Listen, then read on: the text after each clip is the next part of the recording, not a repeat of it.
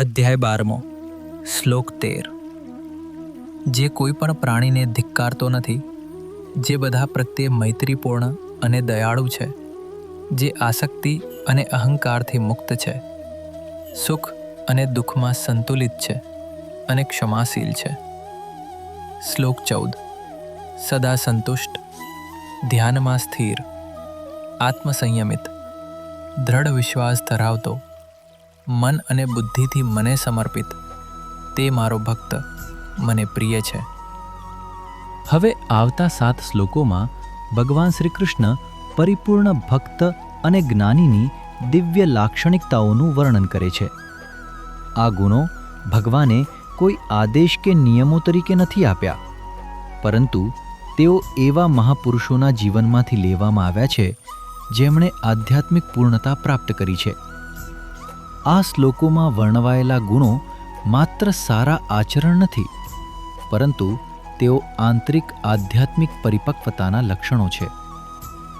આગળ ભગવાન જે પ્રથમ ગુણ જણાવે છે તે અત્યંત સુંદર અને સમગ્ર ભક્તિ યોગનો પાયો છે. અદ્વેષ્ટા સર્વભૂતાનામ. મારો ભક્ત કોઈ પણ જીવ પ્રત્યે દ્વેષ રાખતો નથી. ભગવાન કહે છે કે સાચા ભક્તના હૃદયમાં કોઈ પણ પ્રાણી પ્રત્યે વેરભાવ હોતો નથી. માત્ર દ્વેષનો અભાવ જ નહીં, પણ તે દરેક પ્રત્યે મૈત્રીભાવ અને કરુણાભાવ પણ ધરાવે છે. કારણ કે આત્મસાક્ષાત્કાર પ્રાપ્ત કરનાર મહાપુરુષને અનુભવ થાય છે કે દરેક જીવમાં એક જ પરમાત્મા વસે છે. આત્મા એક છે, માત્ર શરીરો અલગ અલગ છે. જ્યારે આ સત્યનો અનુભવ થાય છે, ત્યારે હું અને બીજો એવો ભેદ ધીમે ધીમે ઓગળી જાય છે. જે વ્યક્તિ દરેક જીવમાં તે એક જ પરમાત્માનું દર્શન કરે છે, તે કોઈને કેવી રીતે દ્વેષ કરી શકે? ભગવાન આગળ કહે છે કે મારો પ્રિય ભક્ત નિરહંકાર હોય છે. નિરહંકાર એટલે જેના હૃદયમાં હું કરતા છું એવો અહંકાર રહ્યો નથી. તે પોતાની સિદ્ધિઓનો ગર્વ કરતો નથી અને નિષ્ફળતાથી તૂટી પણ પડતો નથી. ભગવાનનો ભક્ત સુખ અને દુઃખમાં સમભાવ રાખે છે. તે જાણે છે કે બંને ક્ષણિક છે અને ભગવાનની ઈચ્છા મુજબ આવે છે અને ચાલ્યા જાય છે. ભગવાન કહે છે કે મારો ભક્ત સદા સંતોષી રહે છે. તેનો આનંદ બહારની વસ્તુઓ પર આધારિત નથી. તેણે આનંદનો સ્ત્રોત બહાર નહીં, પણ પોતાના અંતરમાં શોધી લીધો છે. આવો ભક્ત સતત યોગમાં સ્થિર રહે છે.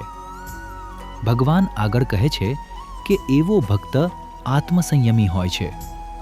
તે પોતાની ઇન્દ્રિયો, મન અને ઈચ્છાઓ પર નિયંત્રણ રાખે છે.